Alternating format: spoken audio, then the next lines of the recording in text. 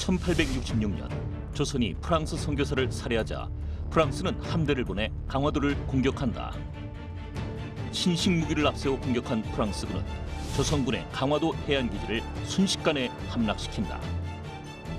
프랑스군은 기세를 모아 김포까지 상륙하게 되고 조선군은 이를 막기 위해 대책을 마련하는데 프랑스의 신식 군대에 맞서 싸운 조선군은 어떤 운명을 맞이하게 되었나? 뉴스멘터리 전쟁과 사람에서는 조선이 서구 열강에 맞서 싸운 병인양요와 신미양요에 관해 자세히 알아본다. 전쟁 없는 세상을 꿈꾸기에 전쟁을 연구합니다. 안녕하세요. 뉴스멘터리 전쟁과 사람 허준입니다. 안녕하세요. 강민채입니다. 오늘 녹화일 기준으로 6월 9일입니다. 내일이 6월 10일이죠. 6월 10일, 올해 6월 10일은 신미양요가 일어난 지 151년째 되는 날입니다. 1871년 신미양요, 그리고 그 이전 1866년 병인양요로 조선은 서양의 침략을 마주합니다. 서구열강은 왜 조선을 침략했으며 그들은 서로를 얼마나 이해하고 있었을지 궁금한데요. 오늘은 조선을 침략한 외세에 대해서 얘기를 나눠보겠습니다. 먼저 최태성 선생님, 남보람 박사님 모셔보겠습니다. 안녕하세요. 안녕하세요.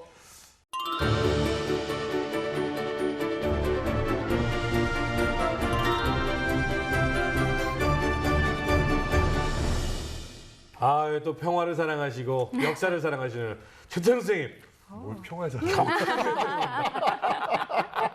너무 반갑습니다. 아니, 저는 사실은 우리 허준 씨가 나오라고 명을 내리셔가지고 저 그냥 끌려온 너무 겁니다. 환영합니다. 네, 너무 환영합니다. 아니, 근데 이게 잘못 나와. 네, 알겠습니다. 왜 이제 나오셨습니까? 이때까지는 아껴야 된다. 그런 생각을 좀 제가 가지고 있었습니다. 저의 그 버프 네. 시켜줄. 아, 그렇죠. 네. 아니 근데 제가 이 프로를 슬쩍 봤는데 와 정말 많은 분들이 특히 이 군사 쪽 전쟁 쪽에 관심 있는 분들이 정말 많이 보시더라고요. 아, 그럼요. 네. 제가 볼 때는 대한민국에서 유일한 전쟁 프로 그리고 굉장히 깊은 네. 그런 프로가 아닌가 그런 생각이 들었어요. 네. 여기서 이런 질문을 드리고 싶습니다. 어떤 질문이요? 우리가 이 과거를 돌아보면 우리나라에 좀 가슴 아픈 역사들이 많이 있지 않습니까? 그렇죠. 이걸 반복하지 않으려면 역사를 배워야 되지 않습니까? 맞습니다. 전쟁을 겪지 않으려면 전쟁을 배워야 됩니다. 그래서 저희 프로가 인기가 있다. 근데 저 질문이 하나 있는데요. 네. 근데 왜 전쟁과 사람이에요? 왜 사람이냐고요? 네. 전쟁은 누가 일으키죠? 사람이요. 그래서 아 그래서군요.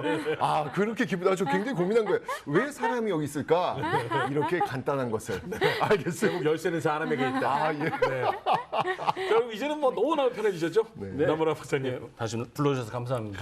저 역시 역사 선생님은 다르다는 걸 느꼈어요. 저도 궁금했는데 못 물어봤거든요. 근데 선생님들이 항상 그러시잖아요. 궁금한 거 물어봐라. 왜 안 물어보냐. 근데 이제 공부 못한 학생들은 그걸 못 물어봐요. 근데 선생님이 옆에 계시니까 새로운 걸 알게 돼요. 말씀하신 것처럼 저 나와서 다시 이제 편해졌는데 네네. 저 다음에 여기 침대 하나 깔아주세요. 왜요? 열심히 준비해가지고 다음에 나올 준비 좀 할게요. 아니 근데 대단하시다. 진짜 준비 열심히 하시는 남보람 아까도 박사님. 진짜 이것만 보고 계시더라고요, 대기실에서. 근데 우리 남보람 박사님 얘기를 민채 씨가 가슴 깊이 새겨드려야 됩니다. 네. 모르면 물어봐라. 역사를 너무 몰라가지고. 아니 근데 괜찮습니다. 그렇게 모르는 분들이 이런 어떤 그 프로그램을 통해서 같이 성장하는 거니까요. 그럼요. 전 그 성장하는 모습이 오히려 더 보기 네, 저는 제가 좋더라고요. 성장하고 있다고 믿고 아, 있거든요. 그럼요. 네. 지금 들어가 보겠습니다. 네, 최태성 선생님, 네. 병인양요 이전에 이 조선은 어떤 시대였나요? 아 이거 물어보시려고 저를 부르신 거였군요. 우리 역사를 알려면 우리 금달쌤 모셔야 됩니다. 아, 예, 알겠습니다. 자, 일단 병인 양요가 몇 년도에 일어나는지는 좀 아셔야 될 것 같아요. 병인 양요는 병인년에 일어난 서양인들이 소요를 일으켰다라고 해서 병인 양요라고 하는 건데 그 병인년이 몇 년도냐면요. 1866년도입니다. 1866년 이 시점이 어느 시점일까를 좀 생각해 봐야 할 텐데 이 당시 그 조선 국내 실권자가 있습니다. 뭐 너무나도 유명한 사람인데 당시 왕은 고종이었습니다. 네. 근데 이때 고종이 너무 나이가 어려요. 그래서 그 아들 대신 그 아빠가 실세가 되죠. 그 아빠는 흥이 많은 분. 그렇죠. 흥이 많은 분 누굽니까? 대원군? 맞습니다. 너무 소심하게 말했다. 자신 있게 말씀하셔야 네. 됩니다. 흥선대원군이에요. 그러니까 이 흥선대원군 시대였는데 이 흥선대원군의 대내 대외 개혁을 좀 한번 알아볼 필요가 있겠다는 생각이 들어요. 먼저 이 대내 개혁은요. 일단 자신의 아들 너무 힘이 없었거든요. 그래서 아들한테 힘을 좀 실어줄 수 있도록 하기 위해서 강력한 왕권 강화. 이게 일단 목표였습니다. 그 강력한 왕권 강화의 상징적 건물이 하나 준건되죠. 그 건물 우리가 지금 볼 수 있는 건물입니다. 바로 경복궁. 왕이 조선의 그 전궁이 경복궁인데 임진왜란때 불탔잖아요. 폐허 상태였는데 이거는 왕의 채통을 무너뜨리는 것이다. 제대로 좀 보여주자라고 해서 경복궁을 준건했던 것이 왕권 강화의 상징적이었던 그런 모습이라 볼 수 있고요. 그 다음에 이제 진짜 대내적 개혁으로서는 정말 정말 이 양반들과의 그 권력 투쟁이라고 볼 수 있는데 당시 나는 양반이야 이거를 딱 한눈에 보여줄 수 있는 증거가 뭐냐면 군대를 가지 않는 거예요. 양반의 특권입니다. 거꾸로네요. 유럽하고는 정반대네요. 그렇게 되네요. 네.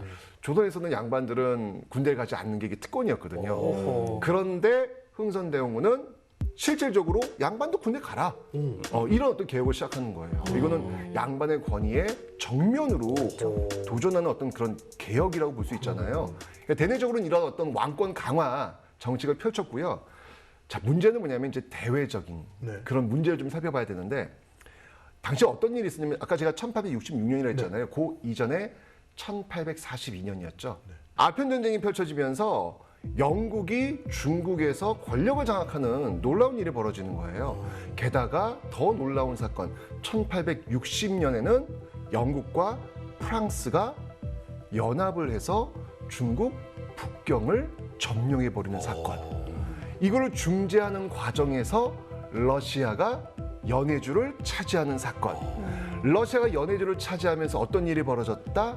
우리나라 두만강과 러시아가 연결이 돼버린 거예요. 우리는 난리가 난 거예요. 지금 아니 어떻게 보면은 우리가 지금 삼국이라고 이야기하고 있었던 그 중국이 수도가 점령되었죠.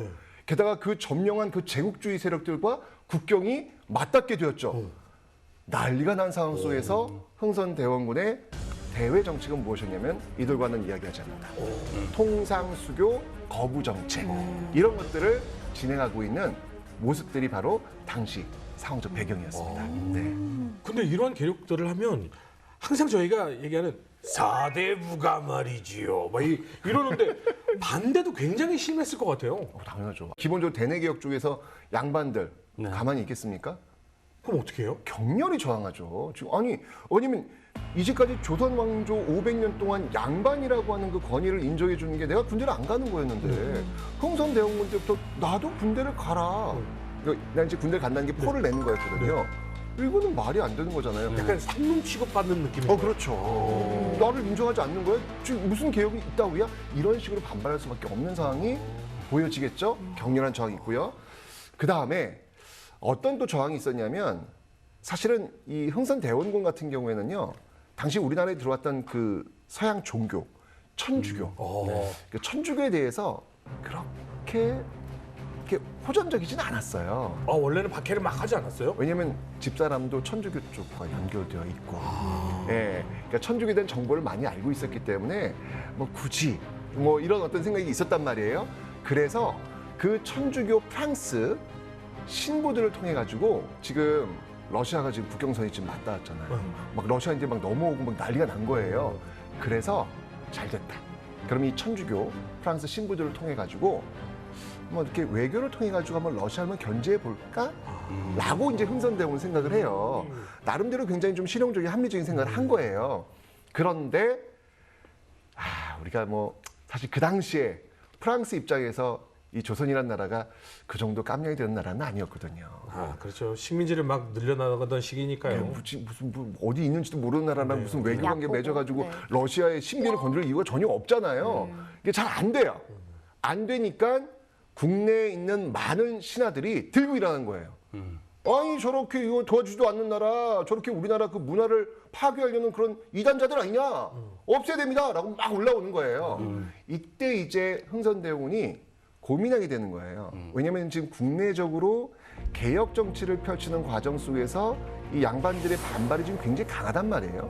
그런데 게다가 대외 정책 과정 속에서 또 이 양반들의 반발이 엄청 강하단 말이에요. 자, 그러면 선택을 해야 돼요. 둘 중에 하나는 그렇죠. 잡아야 된다. 뭔가 당근과 채찍을 줘야 될 거 아니에요. 그렇죠. 대내적으로 왕권 강화라고 하는 것들을 계속 밀고 나가야 되는데 그러기 위해서는 양반들의 반발은 심할 수밖에 없단 말이에요. 그런데 대외적인 것마저도 계속해서 이 반발을 줄 수 있는 빌미를 주는 것은 옳지 않다라고 이 흥선대원은 판단한 거예요. 그러면서 흥선대원이 이제 결심을 한 거죠. 알았어. 너희들이 그렇게 원한다면 들어줄게. 뭘 원해? What do you want? 천주교 신자들을 가만두시면 안 됩니다. 이때부터 이제 박해가 이루어지는 거예요. 이게 그 유명한 1866년 병인 박해가 되는 겁니다. 네, 오늘 우리가 이제 이 이야기를 풀어나갈 이 병인 양요의 배경이 되는 게 바로 이 병인 박해인데, 이때 정말 천주교 신자들이요 한 8,000명 정도 죽었어요. 혹시 그 양화대교 쪽에 가시면 절두산. 그렇죠. 네. 김대건 안드레아 신부님이 맞습니다. 네. 그 절두산 성지 절두산의 뜻이 뭔지 아세요? 머리를 잘랐어요? 맞습니다. 여기서 이 천주교 신자들이 정말 죽어 나가요. 근데 한 명씩 한 명씩 머리를 자르기는 너무 많은 거예요. 그래서 어떻게 했냐면 천주교 신자들을 딱 누이고요. 그 머리에다 이렇게 정확히 딱 일렬로 딱 누인 다음에 그 나무 큰 나무 있죠. 네. 큰 나무를 들어 올려 가지고 떨어뜨리는 거예요. 머리 쪽으로. 뭐 이런 식으로 너무나도 많은 천주교 신자들이 처형당하는 이런 정말 끔찍한 일이 벌어지게 됩니다. 이 과정에서 프랑스 신부들, 국내에 이제 12명이 있었다 그래요. 네. 9명이 같이 처형을 당해요. 아, 그래요? 네. 프랑스 난리 났겠는데요? 엄청난 지금 이 외교적 문제가 발생하지 않겠습니까, 이게 지금. 또 방금 말씀하신 12명 중에 9명이 지금 처형을 당한 게 나중에 제네랄 셔머노, 신미 양요까지 영향을 미쳐요. 맞아요. 그리고 지금 현재 12명 중에 9명이 처형당했으면 지금 3명 어디 갔나요? 어디 갔어요? 그것도 나중에 이제 영향을 그렇죠, 미쳐요. 그렇죠. 산에 이렇게 숨어 있다가 이 3명이 문제가 됩니다, 이제. 그렇죠. 예. 나중에 오해를 일으키는 그 핵심이 돼요. 맞습니다. 의도치 않게. 네. 그러니까 이게 지금 핵심을 너무나 시원한 걸 말씀해 주시고 있는 거예요. 아니 근데 여기서 한번 우리가 좀 고민을 좀 한번 해봐야 될 것 같아요. 자, 사실 이제 그 프랑스 역사를 보면 뭐 프랑스 혁명을 통해 가지고 시민혁명을 통해 가지고 인권과 자유와 평등 이런 것들 이야기하고 있잖아요. 그런 어떤 세계사적 흐름 속에서 우리가 종교가 다르다는 이유만으로 사람을 죽였단 말이에요. 세계사적 시선에 봤을 때 이것은 그러니까 어떻게 보면 유럽의 어떤 시각일 수 있겠죠. 야만일 것 같아요. 그렇죠. 네. 난도 아니. 막 이렇게 생각하다가 야만이에요. 네. 아니 너 나랑 종교 다르다고 너 머리를 잘라? 이게 말이 돼?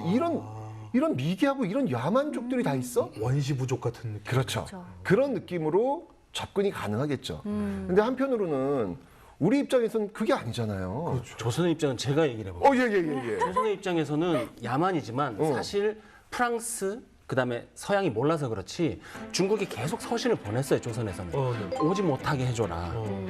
우리는 어쨌든 중국을 통해서 뭔가를 해야 되는 것 아니냐. 그런데 가장 위협이라고 생각하는 선교사를 보내고 그리고 이 상선에 대포 같은 거 싣고 오거든요. 조선의 입장에서 봤을 때는 이것은 침략이고 왕에 대한 부정인 거예요. 그러니까 조선이라는 나라의 정통성 자체가 부정당하는 느낌을 받았던 거죠. 그렇죠. 그러니까 이게 결국은 서로의 관점이 너무나 다른 그러니까. 문명의 충돌인 거예요. 맞아요. 지금 정확히 지금 해주셨는데 전 세계사적 시점을 본다면 야, 종교 다르다고 이렇게 사람을 죽이냐? 이건 어떻게 보면 야만일 수 있는 거예요. 그러니까 이런 어떤 그 야만과 근대의 어떤 그 경계선상에서 지금 말씀하신 대로 어떤 문명의 충돌이 지금 벌어지고 있는 상황이 바로 이 상황이 아니었을까라는 생각이 듭니다. 자, 어쨌든 이런 일이 벌어지니까 난리가 난 거예요, 지금. 아까 지금 남 박사님 말씀하신 대로 그 3명의 이 키, 이 중에서 한 명이 탈출을 합니다. 중국으로. 왜냐하면 이게 말이 안 되는 일이 벌어진 거잖아요, 지금. 그냥 통나무로 머리 쪼갠데. 그러니까 이런 야만적인 어떤 이런 사람들 이거 혼내줘야 됩니다. 라고 가서 쉽게 잃은 거죠. 예, 여기 이제 중국에 와 있었던 그 프랑스 함대에 가가지고 잃은 거예요. 그 사령관이 그 얘기를 듣고 어떤 반응을 보였을까요? 내가 가만 안 둘 거야. 맞습니다. 근데 이제 중요한 건 뭐냐면 당시 이제 외교적 관계 속에서 중국하고 조선의 관계 있잖아요. 청과의 조선의 관계. 그러니까 이제 프랑스 입장에서는 이게 청나라가 이거를 혹시 방관한 거 아니야? 라고 의심할 수 있겠죠. 그렇죠. 예, 그리고 청과 조선의 관계가 외교적 관계에서 봤을 때 무슨 뭐 조공도 바치고 뭐 좀 그런 것 같은 걸 보니까 뭐가 청나라에 영향을 주는 것 같아. 그렇죠. 청나라 일단 쪄야 되겠다. 어. 이렇게 판단해가지고 협박을 들어가는 거예요. 너는 왜 이런 일이 벌어지는지 설명해봐라고 얘기를 한 거죠. 네. 그때 이제 청나라 뭐라고 얘기하면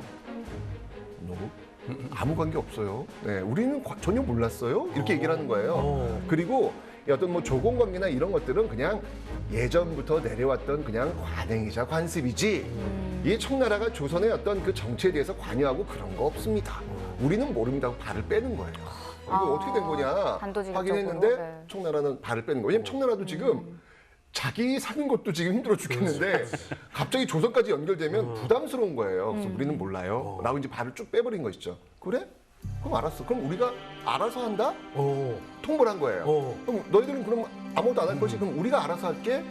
라고 하면서 이 병인 양요의 서막이 드디어 네. 오르게 되는 겁니다. 자, 그래가지고 이때 이 프랑스가 이제 뭐라고 얘기를 하냐면, 뭐 기세가 등등합니다.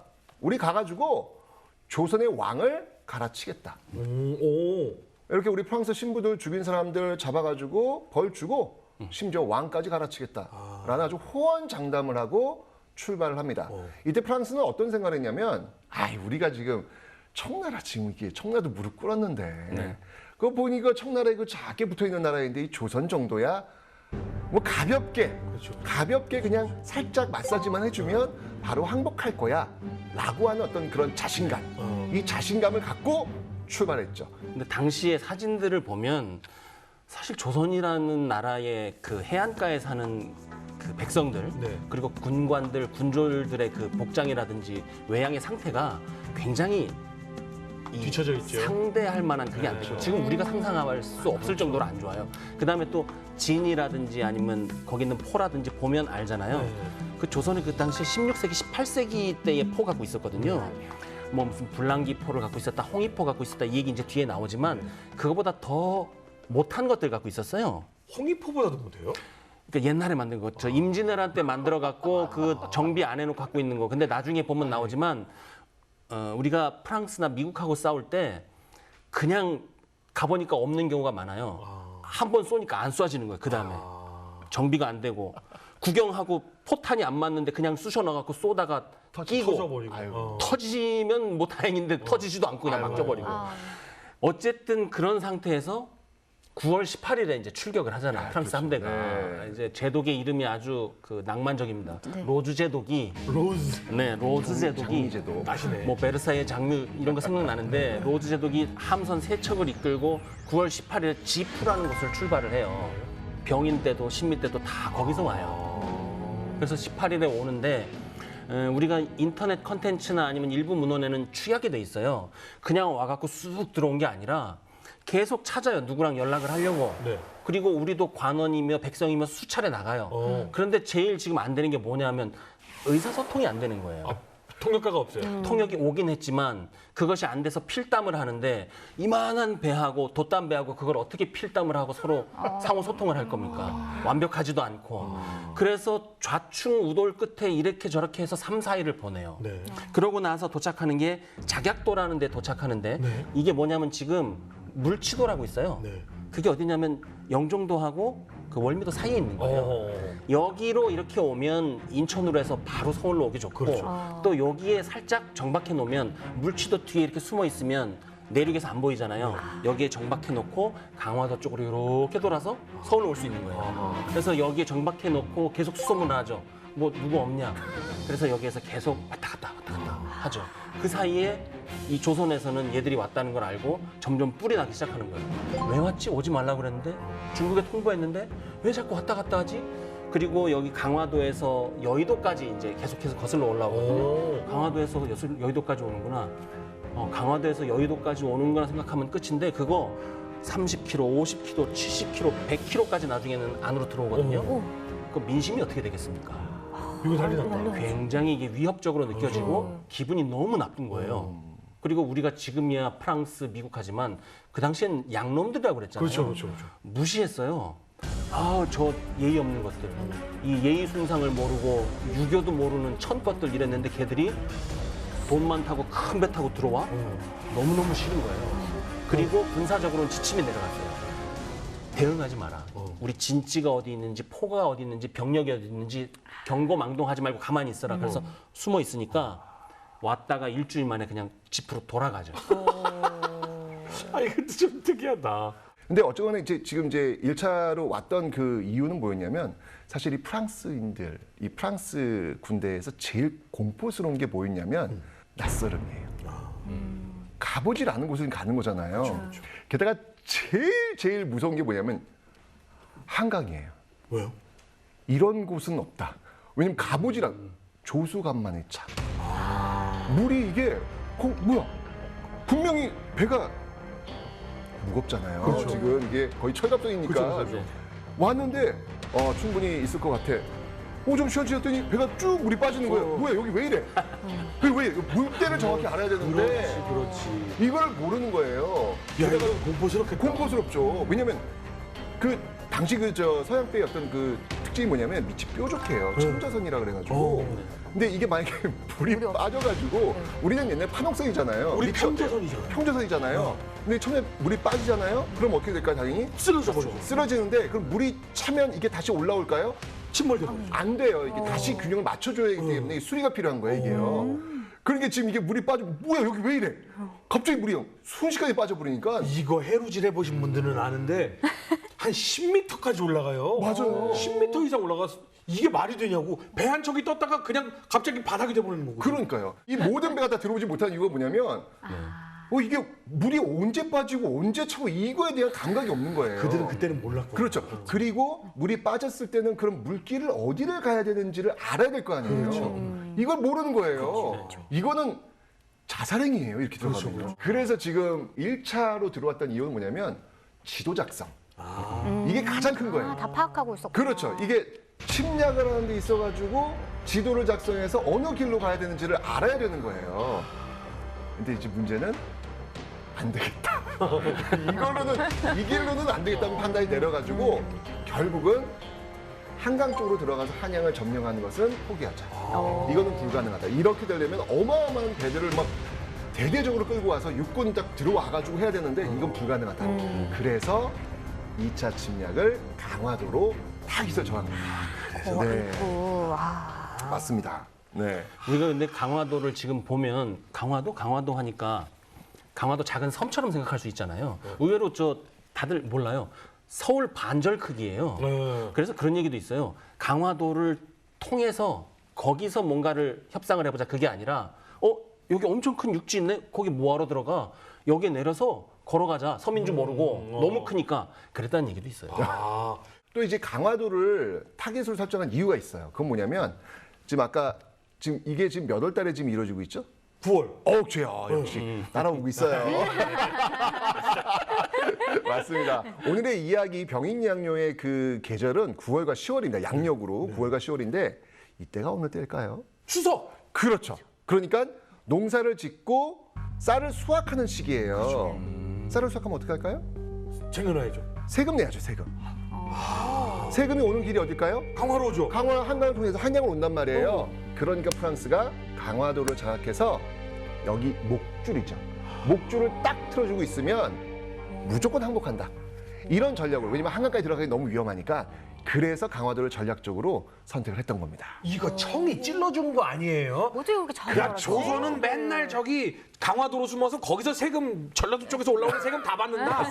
이거 알려준 거 아니에요? 다 그런 정보가 이제 새 나간 거겠죠. 근데 조선에서는 그러지 않았을까요? 아니, 우리는 김해평야도 있는데, 우리 김포 있는데. 그러면 사실 1차를 들어와서 아무리 외계인이 왔다고 해도 우리가 보통 외계인 들어왔을 때 영화에서 이렇게 보기는 하지만 대부분 에어포스 출동하고 가가지고 위력 시위라도 한번 하고 오고 하지 않나요? 맞습니다.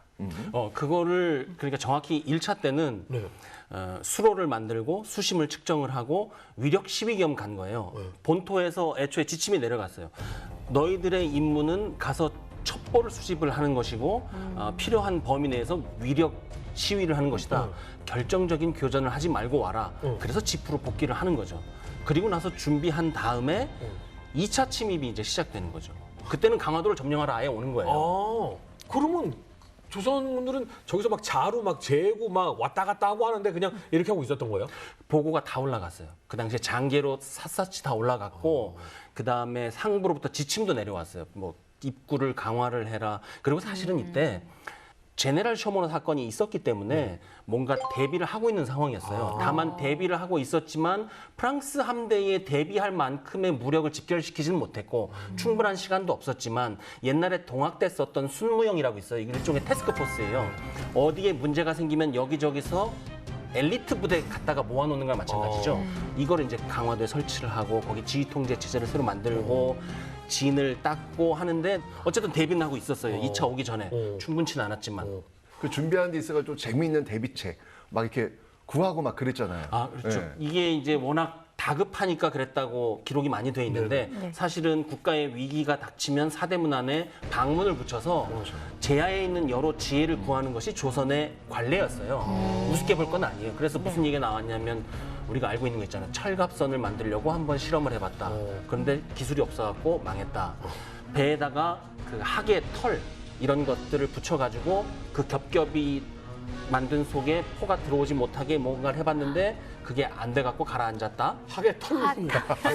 아이고야. 네. 그러니까 이제 항만 불쌍한 거죠. 그다음에 그 털을 또 해보니까 안 돼가지고 무명을 9겹 겹쳐서 뭐 봤어요. 총알이 들어오지 못하게. 그런데 그거는 효과는 있었지만 다지급은 안 됐기 때문에 크게 효과는 안 났고. 그래서 방문을 또 널리 붙여가지고 너희들에게 충분히 포상을 하겠다고 대원군이 약속을 하니까 전국에 긴 인사들이 오는 거죠. 그 중에 그게 아직까지 우스갯소리가 되고 있긴 한데 이제 이건 이제 야사에 있는 얘기입니다. 뭐라고 그러냐면 내가 그 방문 좌사 뭐라고 하냐면 이제 뭐 방을 붙이고 이렇게 구술하는데 능해서 그 배 위에 올라가서 서양인들과 대화를 하면 그들이 스스로 자복할 것입니다. 저를 1인 특사로 보내주십시오. 이런 얘기도 나오고. 그다음에 제가 산골에서 살아서 칙은 잘하는데요. 제가 칙이 얼마나 튼튼한지 알거든요. 그 칙을 제가 엮어가지고 배를 엮어볼랑께 한번 보내주십시오.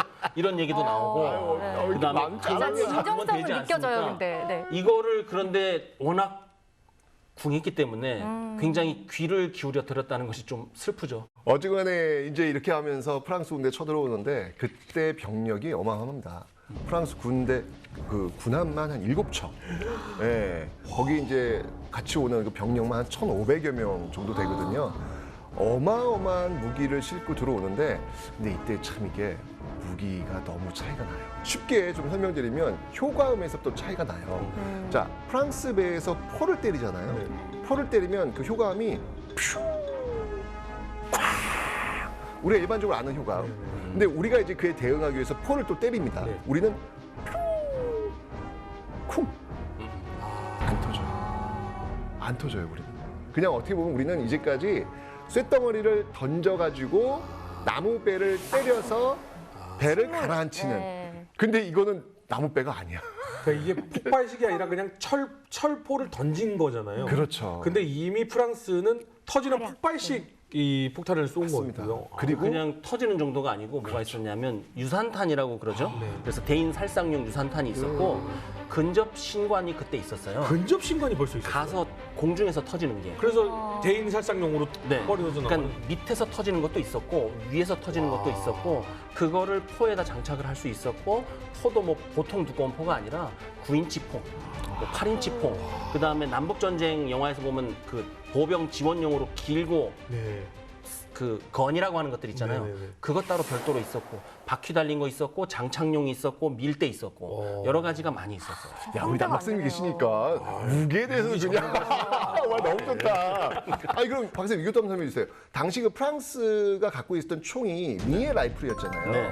이것도 사실은 전쟁사에서 굉장히 한 획을 긋는 그런 총이었지 않습니까? 그렇죠. 그 뒤에 나오는 뭐 스프링필드라든지 이런 네. 것의 아버지가 된 그러니까요. 총인데 네. 전장 총이긴 했지만 이 총의 특징은 뭐냐면 첫 번째는 정확성이죠. 그렇죠. 그 전에는 그냥 갖다 대놓고 맞으면 좋고 아니면 다시 쏘는 건데 이거는 조준한 대로 들어가고 그다음에 유효 사거리라는 개념이 여기서 생긴 거예요.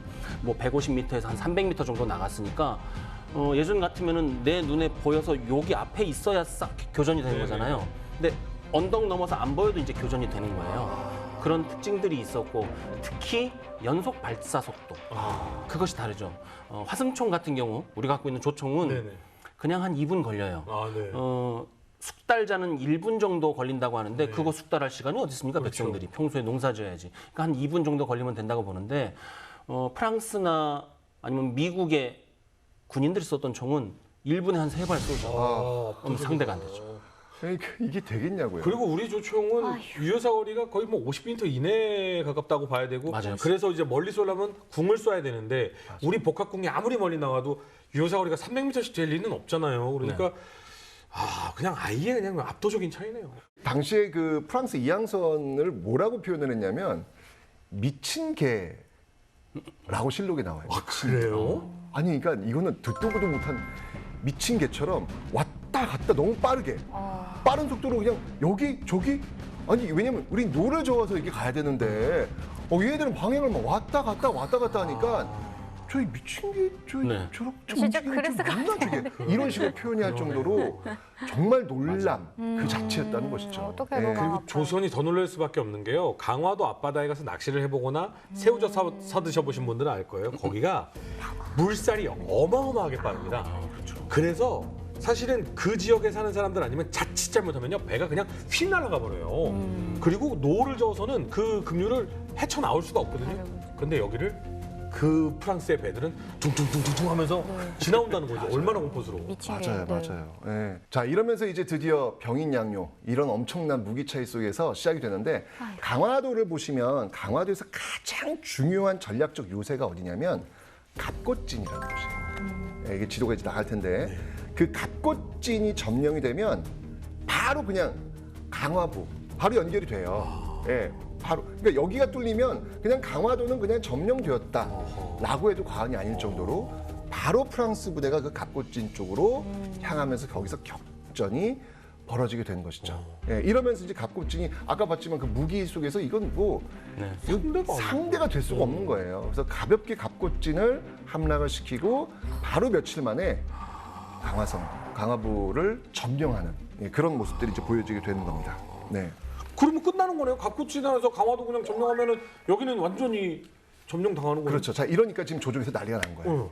어떤 난리가 났냐면, 자, 정말 조선 역사에서 이런 적이 없었어요. 왜냐하면 이제까지 강화도라고 하는 곳은 이 한반도의 전쟁사에서 최후의 보루 역할을 하는 곳이에요. 아시겠지만 고려 몽골 때 네. 천도했던 곳이 그렇죠. 강화도잖아요. 거기서 끝까지 싸우는 거잖아요. 그렇죠.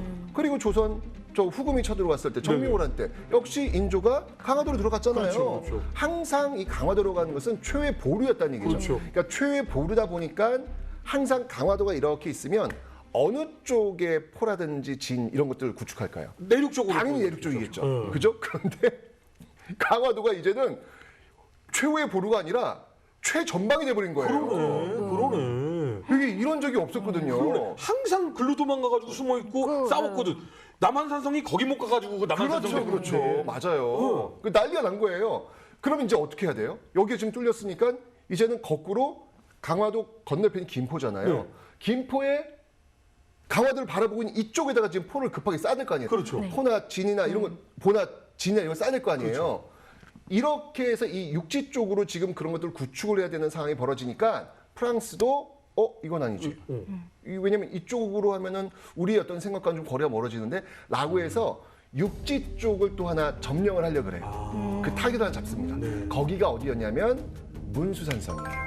문수산성. 그래서 이제 문수산이 나오는 거예요. 왜냐하면 아까도 얘기했지만 한강을 통해서 이 대규모 군대를 끌고 들어가는 것은 불가능이라고 자신은 판단했기 때문에 어쨌거나 육지 쪽으로 이제 들어가야 되는데 지금 조선군이 육지 쪽을 지금 다 지금 막아버리면 갈 수 있는 방법이 없는 거잖아요. 그러면 여기를 지금 확보하자라고 해서 그 다음 전개되는 전투, 갑곶진 전투 이후에 전개되는 게 바로 길 건너편, 그러니까 그 염하죠, 염하. 그 강화도와 그 김포 그 사이인 게 염하인데 그 건너편 김포 쪽에 문수산성을 타겟팅을 잡아가지고 문수산성 전투가 벌어지게 되는 겁니다. 문수산성 쪽으로 프랑스군이 들어오니까 그쪽에 별파진이라는 조선군 부대가 있었어요. 네. 이 별파진이 문수산성에 있는 프랑스 군대를 공격했던 거예요. 그리고 거기에서 나왔던 피해가 60명이 사상자 피해가 나온 거예요. 프랑스군이요? 네, 프랑스가 너무 놀란 거예요. 뭐야?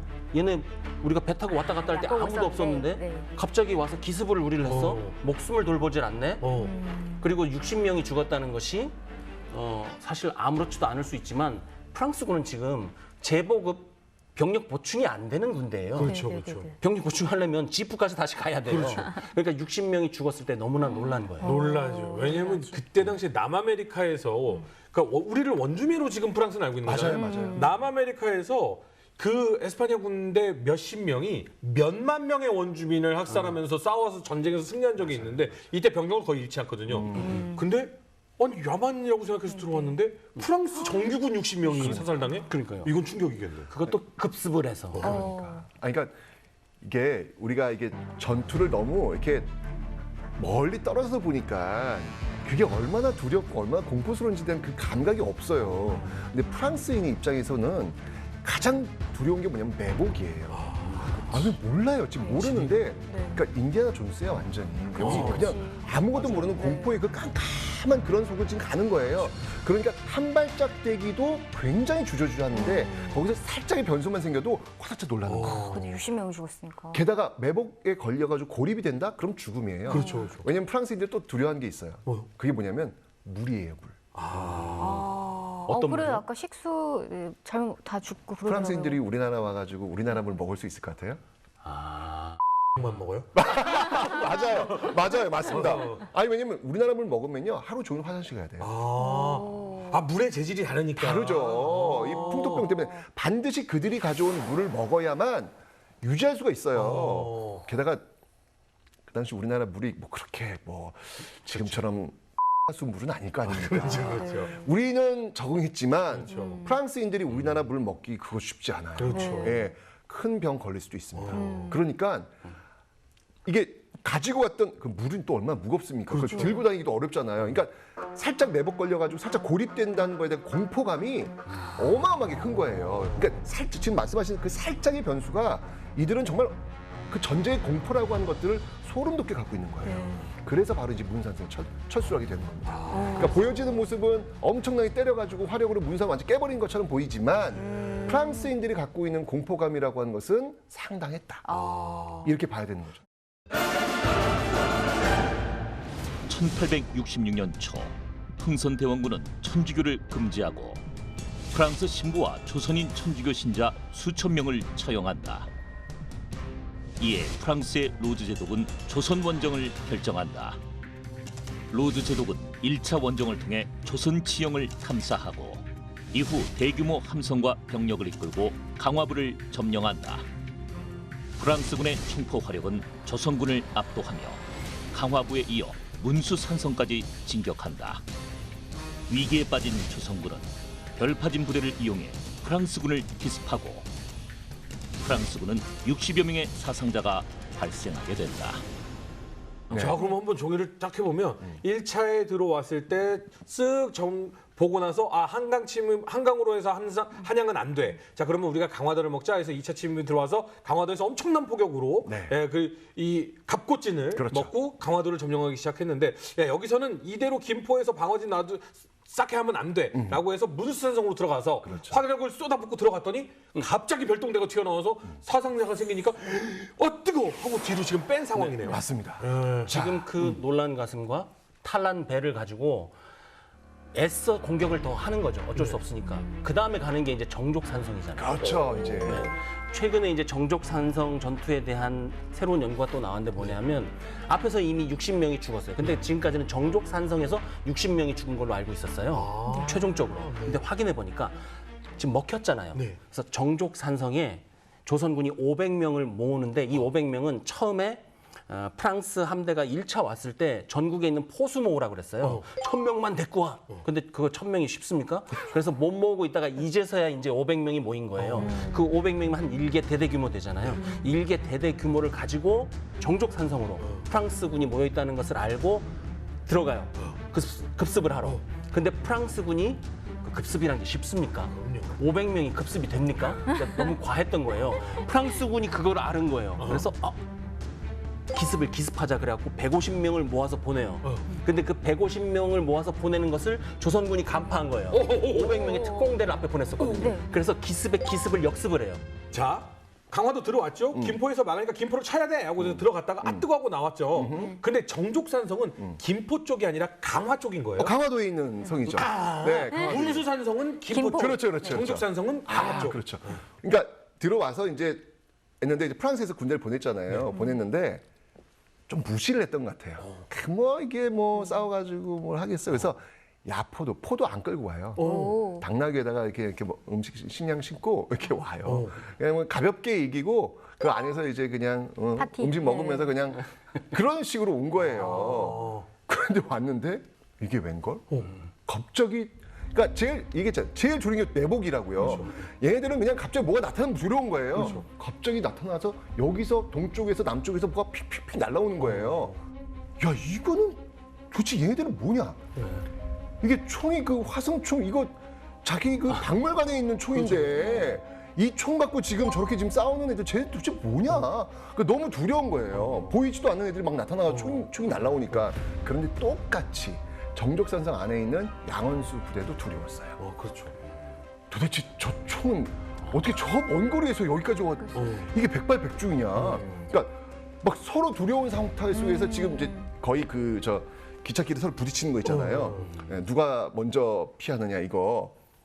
치킨론이라고 하나? 그쵸, 치킨 게임. 치킨 게임. 네, 이렇게 있다가 프랑스가 먼저 야 이거 안 되겠다라고 돌리는 거야. 왜냐면 조금만 더 프랑스 아마 공격이 들어왔으면 양원수 부대는 결국 무너졌을 거야. 근데 서로 두려움 속에서 계속 버티고 있다가 결국은 프랑스 부대가 야 여기는 무슨 도깨비들 있는 거 아니야?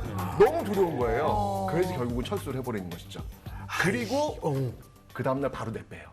바로 내뺍니다. 집으로 갑니까? 바로 내뺍니다. 이거 굉장히 두려웠던 거예요. 이제 그때부터 이제 프랑스는 어떤 작전으로 변경하냐면 이제는 전투가 아니라 약탈로 들어갑니다. 본격적인 약탈로 들어갑니다. 그러면서 그 유명한 말도 안 되는 만행을 저지르죠. 바로 외교장각. 맞죠.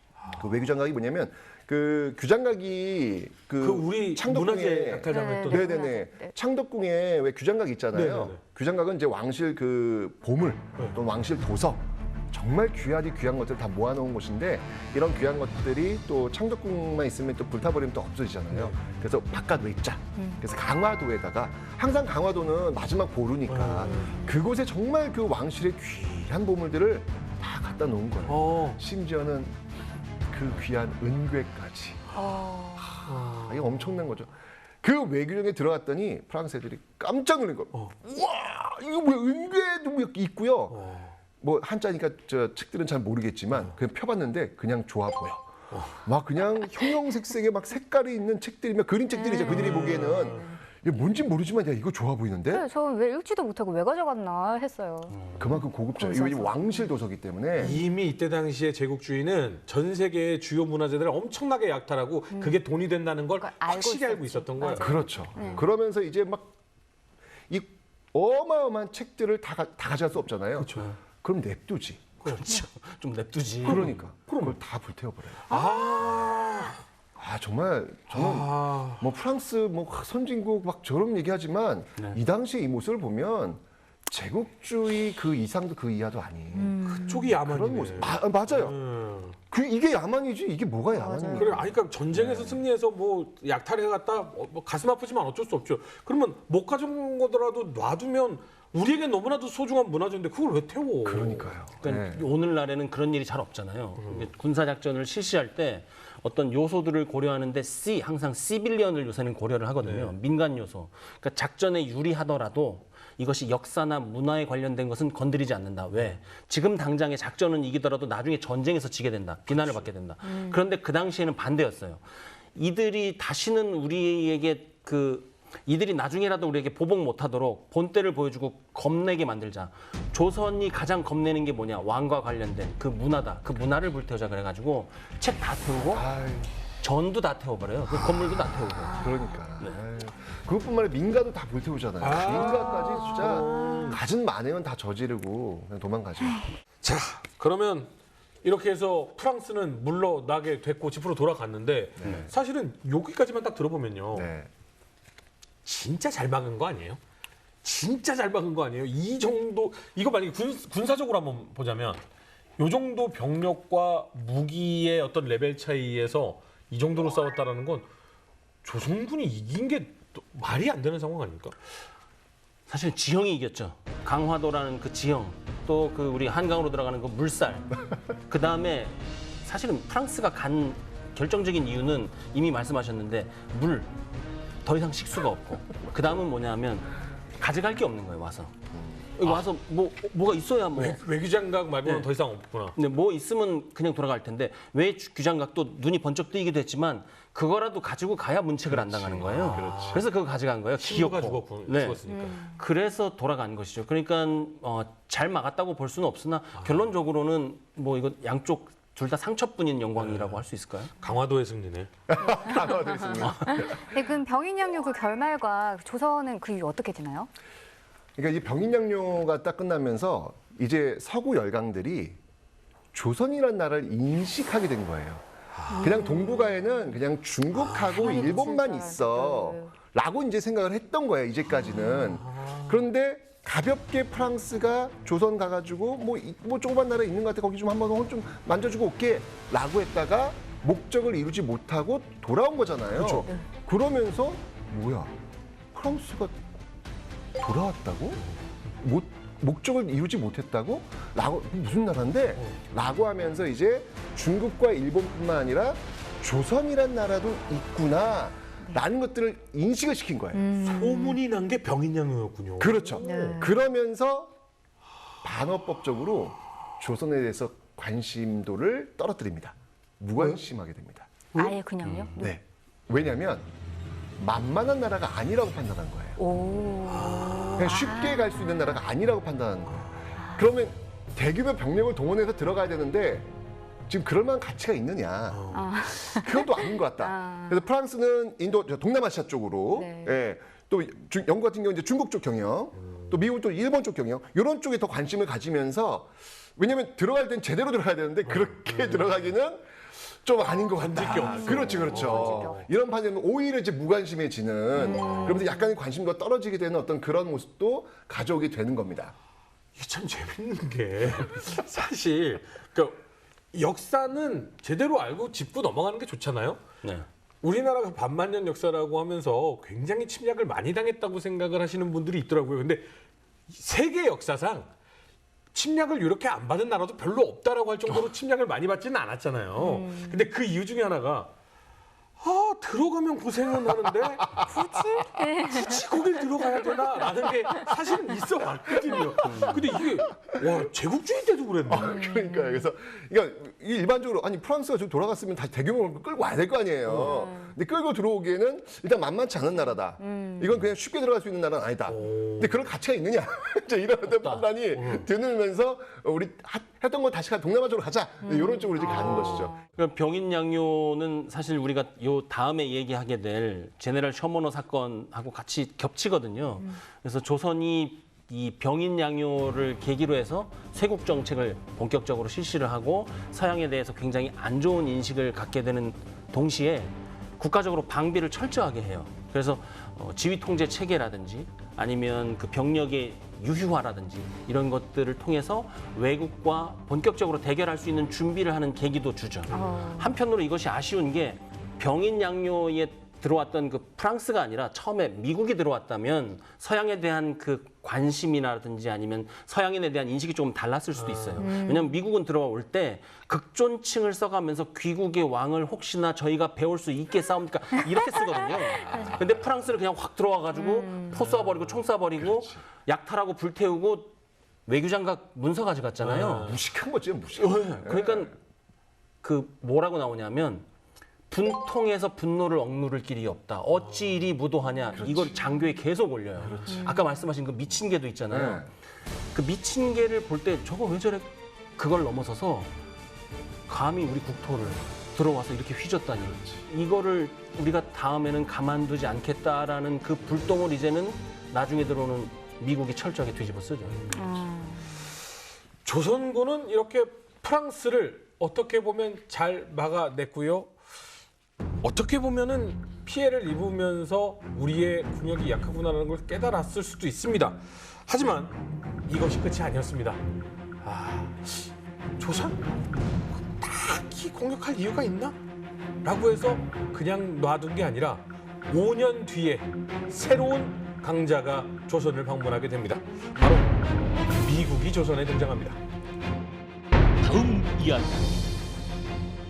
1871년 미국은 제너럴 셔먼호 사건을 빌미로 조선을 개항시키기 위해 원정군을 파병한다. 병인양요 이후 5년 만에 강화도는 또다시 전쟁터로 변하며 참혹한 전투가 시작된다. 압도적인 전력 차이에도 결사항전을 펼친 조선군은 어떤 운명을 맞이하게 되었나. 조선이 서구 열강에 맞서 싸운 신미양요. 많은 시청 바랍니다.